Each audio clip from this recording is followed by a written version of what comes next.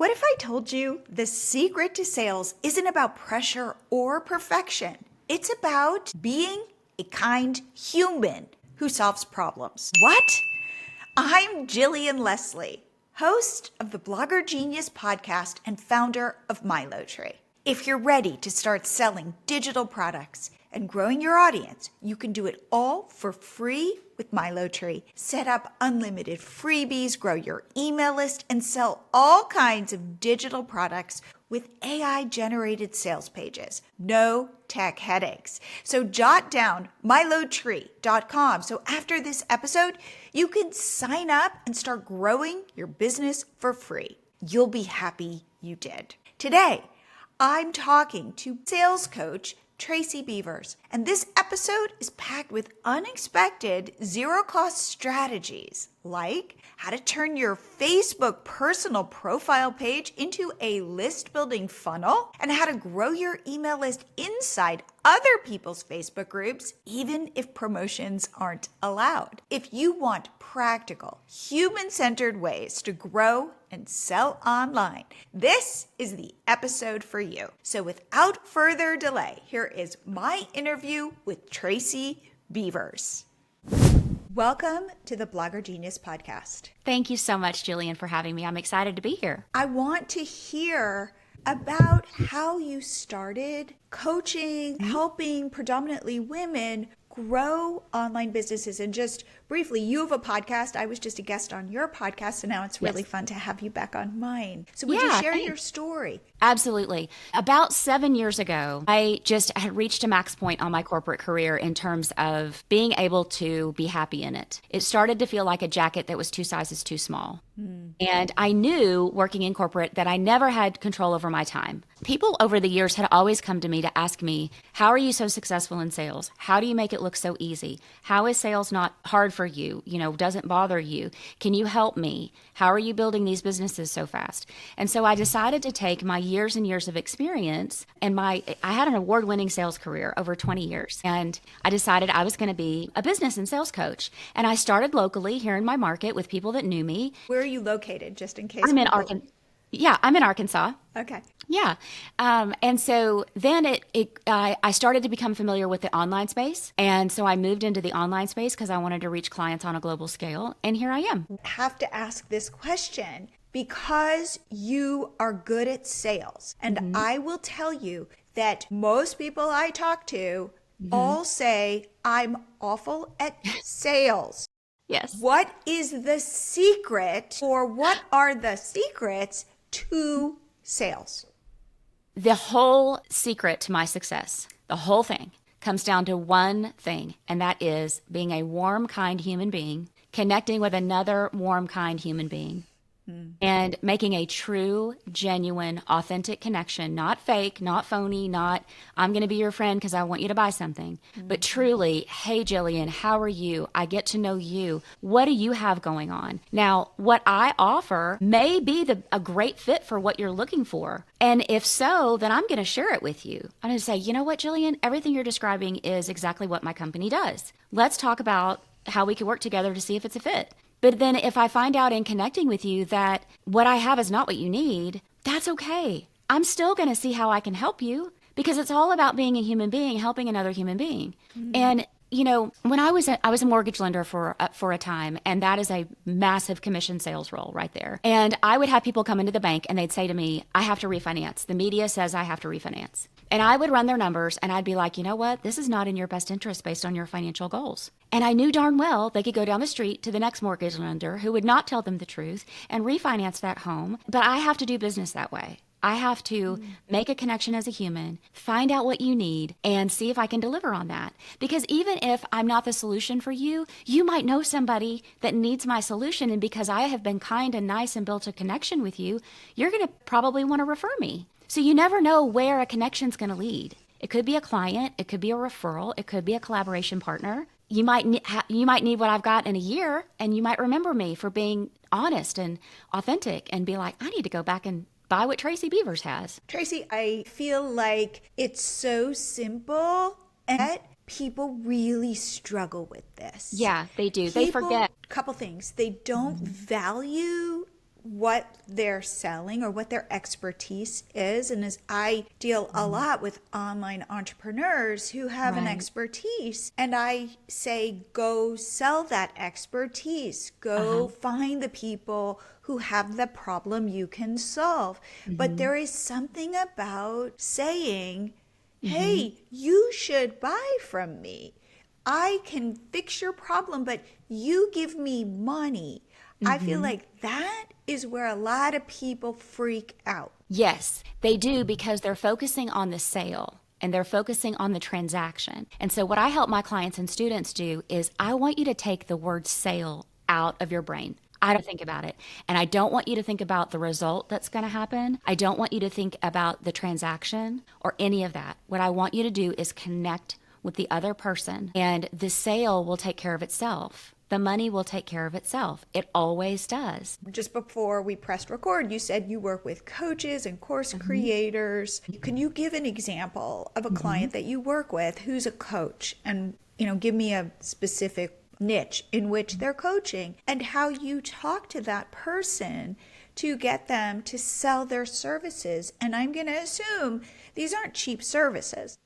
Right, right. It doesn't matter if it's a $7 item or a $1,000 item. The approach is always the same. So when my clients and students are having trouble with sales and they're letting those mindset blocks get in their way, we talk through it. They say, well, I don't want to be spammy. I don't want to be salesy. I don't want anybody to think I'm annoying.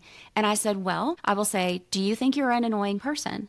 Well, no. And I'll tell them, I don't think you're annoying either. Otherwise, I wouldn't be working with you, right? And I, remind them that they're not spammy. They're not salesy. Their nature is not that way. And so that is a story that they're telling themselves based on a result that may or may not happen. We can't control the result. All we can control is our activity, making that connection, finding out about the other person, seeing if we are their best solution, and then offering that solution if it's a good fit. And I help them realize that, okay, so if I were standing in front of my client who's struggling with sales. Give me a niche. Give me a coach that you've worked with in a specific niche so we can kind of flesh it out. Sure. So let's say this person is an online tech website builder, tech genius. And I am standing in front of them and I have the biggest tech problem known to man. And they get to know me and I share that with them and they don't tell me that they can help me. That is not okay. That is not okay. And so we have, in my opinion, we have an obligation to use our gifts and talents to benefit other people. And if money changes hands in that transaction, in that scenario, that's okay. There's nothing wrong with that. I'd say that's good because It we is value good. what we pay for. Exactly.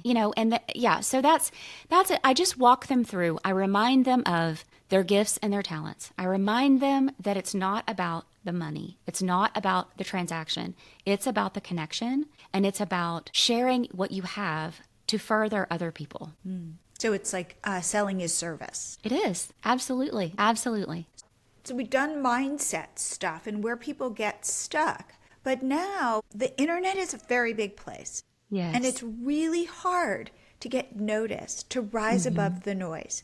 If you Right. don't have a big ad budget, let's say, and you're just Right. kind of trying to do it yourself, Yeah. what is your advice? Like, where do I start? And how do Yeah. I get to finding the people who need my solution and will pay for it? Yeah, great question. So I have niched down as a business and sales coach. My forte is organic list growth. So I teach online entrepreneurs how to get massively visible online, break through the noise like you're talking about, without having to be online 24/7 because you don't. But my strategies make you look like you are. And then all of that visibility leading directly to your email list growth, where your ideal clients want to land on your list so that you can then nurture them into buyers. And the strategies that I do not teach paid ads because for me, they have not converted. They've been very expensive. I will not say that I will never do it again, but it's going to be like a last resort if I ever try paid ads again. Which That's how bad it were went. you doing Facebook ads? Yes. Yeah. Facebook ads. So I don't teach paid ads. And I also am not the list growth coach that's going to tell you, hey, Jillian, go make an awesome free lead magnet and post it out on social media. Because that's what all the other list growth coaches teach. I teach you everything else you need to do for visibility and list growth. And so where you would start is, first of all, I want to make sure that you know exactly exactly who you are, who you serve, and how you serve those people. So I want to make sure, most of the time when my clients and students come to me, they know who their ideal client is. They know the transformation. Well, here, I have a question for you. Do they sometimes think they know, but it's not exactly right? Because I have found that. Somebody says, I serve these people. And then when they ultimately go out and try to serve those people, those aren't the exact right people. It's like some other version that they hadn't thought of. Yeah, sometimes that happens. Sometimes they've niched themselves down so far that there's not a market there. Sometimes we've got to broaden their audience. Sometimes we've got to be more specific about their audience. So if I meet somebody and I say, "Oh, tell me about your business. Who are you and who do you serve?" and they say to me something very general that I don't understand, I can't help them in that moment. So it's very important that we are very specific about that answer. For example, if you asked me, "Tracy, what do you do?" and I said, I do marketing and I help people with marketing. That is the broadest category. Or I do branding. Okay, well, what does that mean exactly?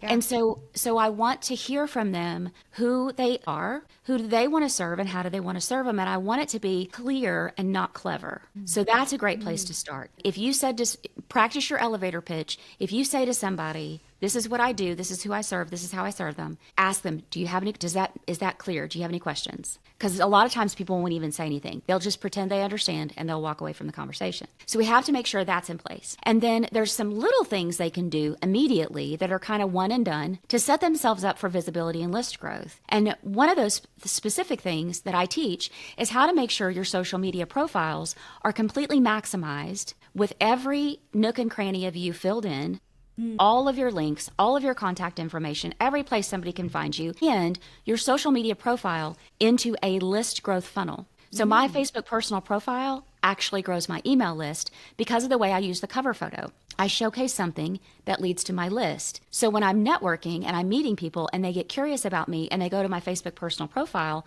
chances are really good, 9 times out of 10, they're going to slide right on down into my list. And I haven't had to ask them to join it. I haven't had to offer them anything. What does that image look like? What are you doing to say, "Hey, you want to work with me"?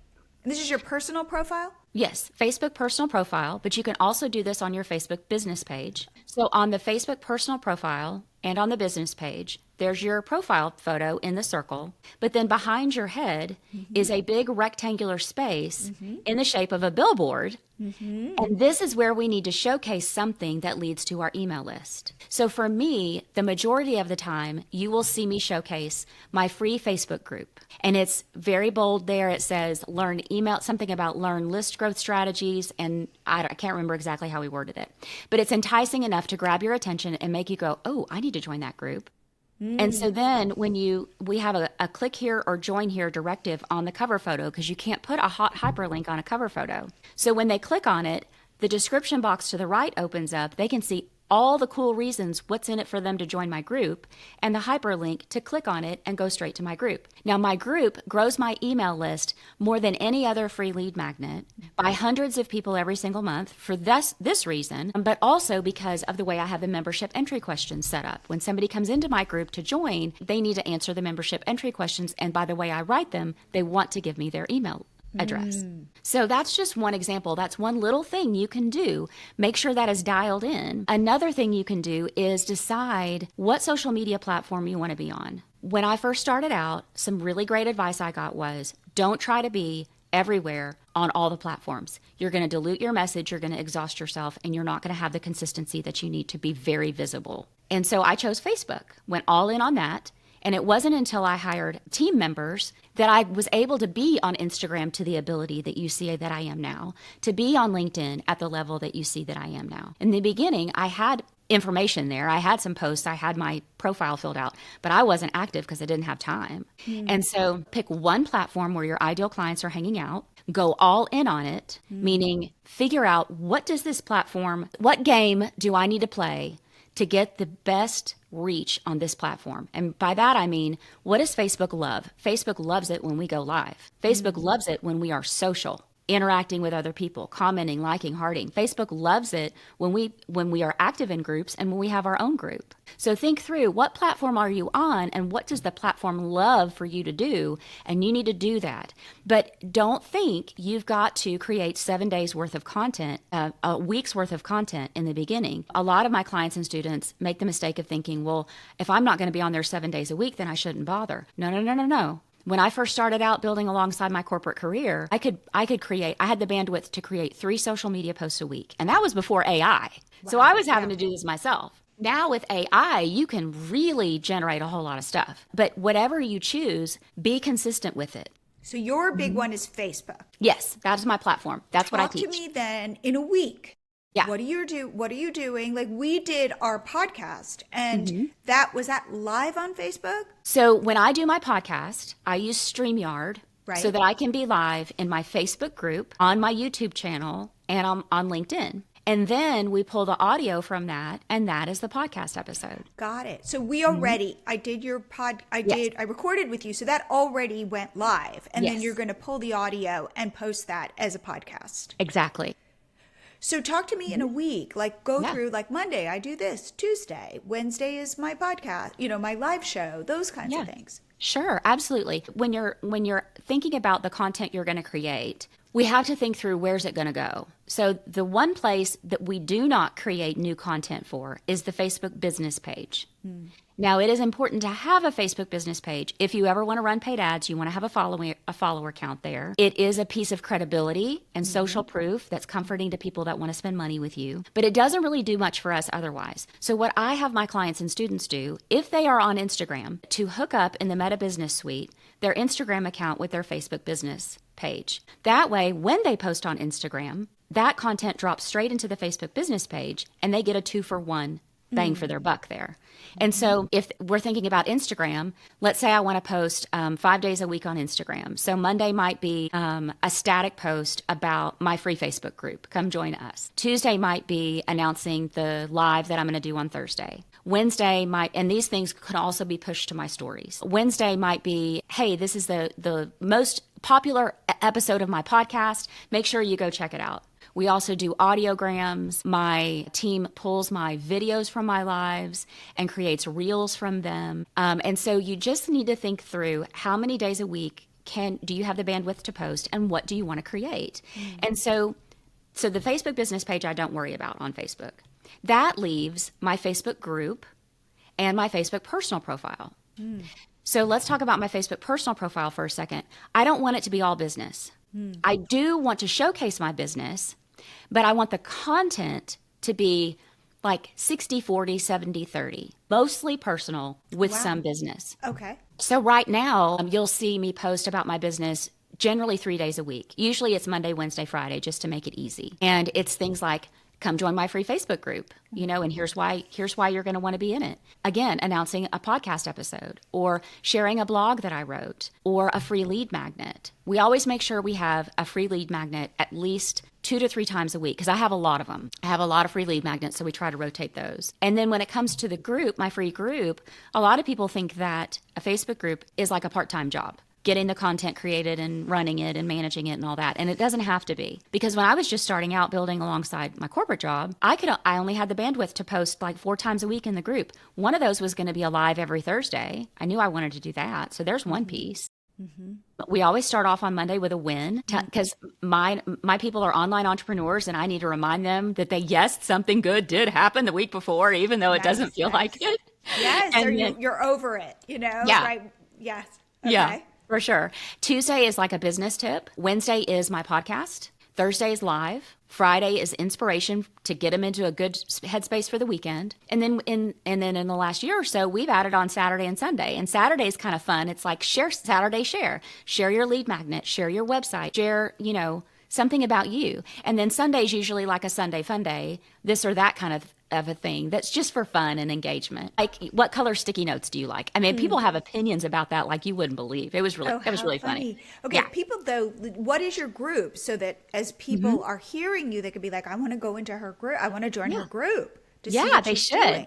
It's called Be a Confident Entrepreneur, Get Visible, Grow Your Email List and Your Income. And I would love to have anybody join us. They can promote their offers anytime. We encourage networking. We let people share links, and they can also get help because we have members that are experts on everything. And so if somebody's stuck in ConvertKit, they can just post and say, hey, this is what's happening. And one of the members is going to know the answer and swoop in and help them. So it's this really great community. What's interesting is that for you, it's Facebook, not Instagram. Because I feel like Instagram's where all the cool kids are, and Facebook is kind of like, except for Facebook groups. But you're like, Facebook works for us, works for me.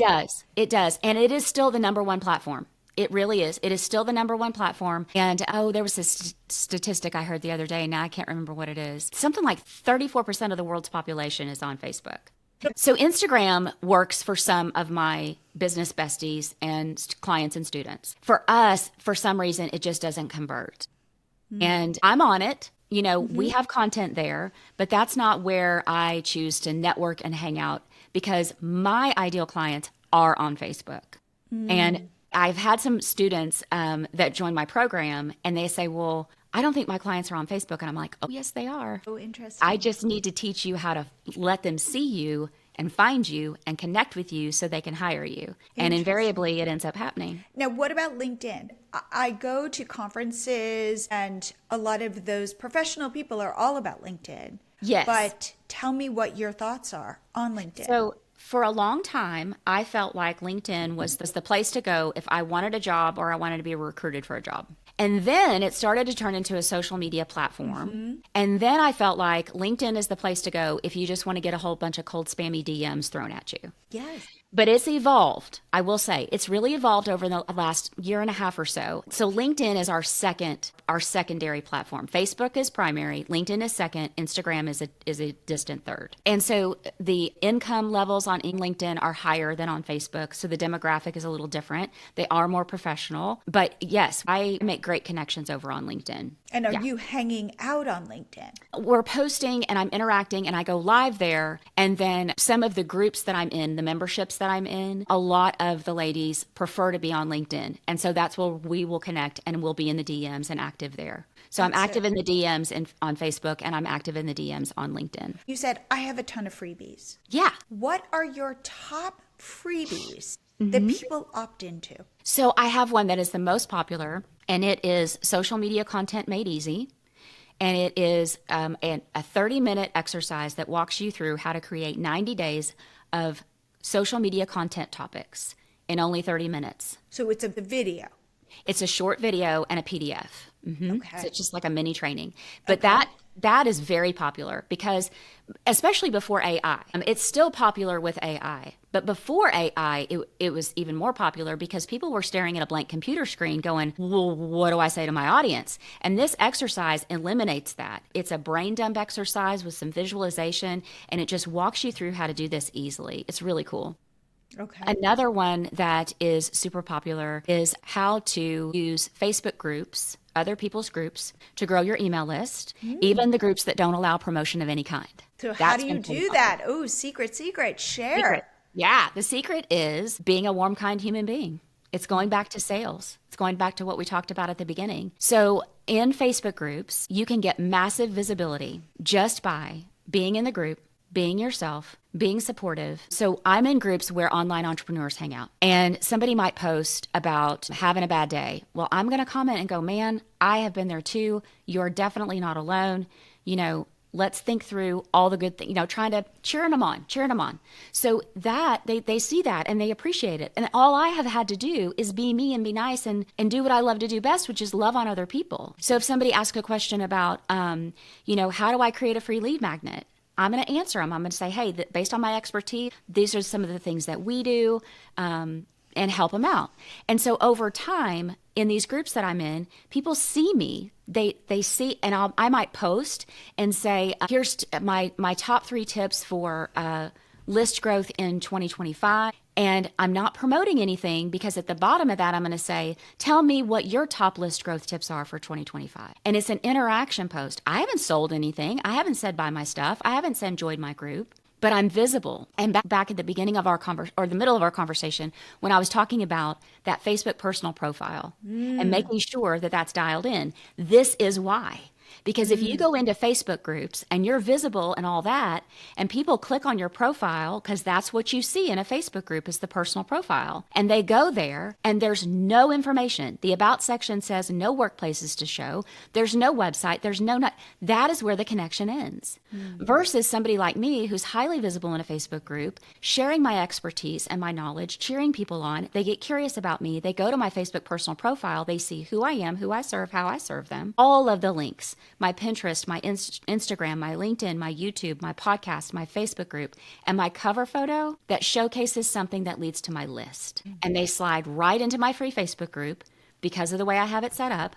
And I have not had to have a conversation with them. I have not had to have an info call with them. I have not had to promote anything. It is beautiful. Wow. Now, how much time are you spending of your own time in Facebook groups, in your Facebook group, on Instagram, on LinkedIn?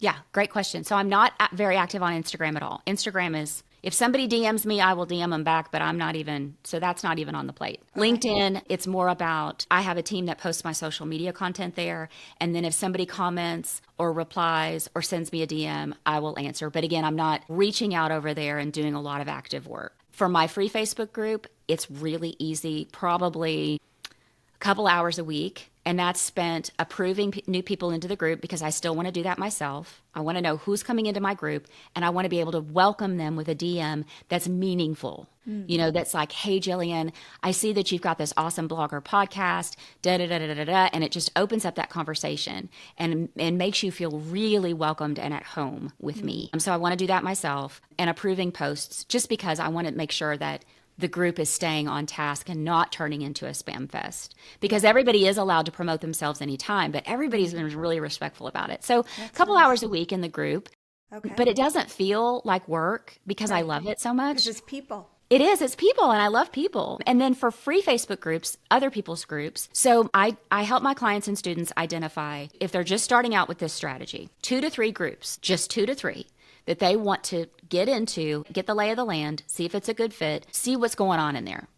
And so every morning, I suggest they spend 5 to 10 minutes. Go into the group, see what's been posted, see how you can be helpful, and then get out. And over time, so if I've been in my groups on Monday, and I go back into my groups on Wednesday, there's very few new posts in the last 48 hours. So it takes less and less time each time you go in because you're only looking at the new stuff that happened 2 days ago. And there's not that much new stuff. So when you're consistent with it and you're in your groups every day or every other day just for a few minutes, it's really easy to manage. People will say to me, "Our Facebook group's dead." No. And your answer? Not at all. What's dead is and this is not going to sound the way I want it to sound, but it's the truth. What's dead is the group owner's tired strategies and frustration and not building it into a true community.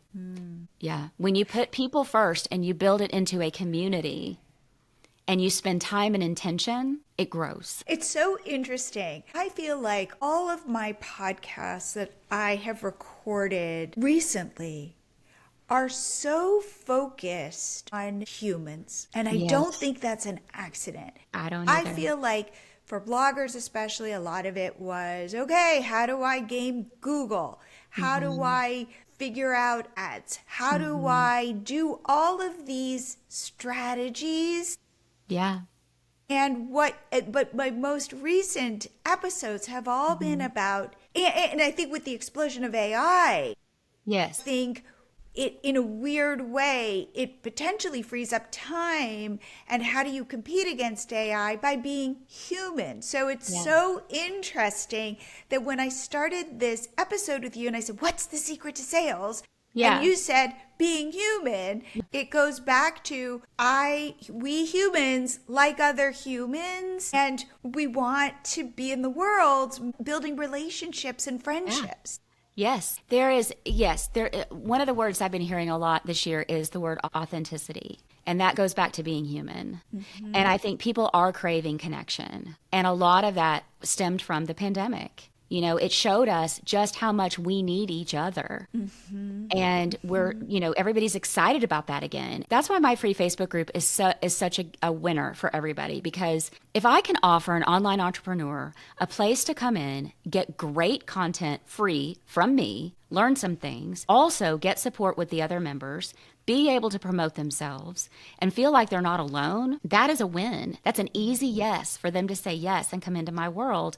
And I'm able to turn it into an actual community, and it feels great. I'm a people person. Yes. So I love getting to show up with you, and I'm like, you're my new friend. Yeah. Like, I'll get off this call and I'll be happy because Yes. I made a new friend and we got to talk about all this stuff, and it's really fun for me. Yes, it is. I feel the same way. On the days that I have calls, which is Tuesdays, Wednesdays, and Thursdays, I feel the most energy.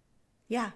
Yeah. It's funny. We sell software called MiloTree, which I talked about on your podcast. Right. And I used to do onboarding for everybody who purchased because we were selling it for a lifetime deal. And I wanted to learn and see where are people struggling, what are their issues, what are their needs. And now, because I can't scale that, but I still have ways where people can get on calls with me, or I'll invite them on calls with me, because otherwise I feel like I need to talk to them. Right. I need to help them. I need to figure out what they're trying to accomplish. Right. And because I've been doing this now for a while, I get to see what works. Yes. So when somebody asks me a question, I can go, ooh, let me tell you about this other customer who wants to, who's doing something similar. It's funny for all you gluten-free bakers out there, like, do a freebie where you do conversions.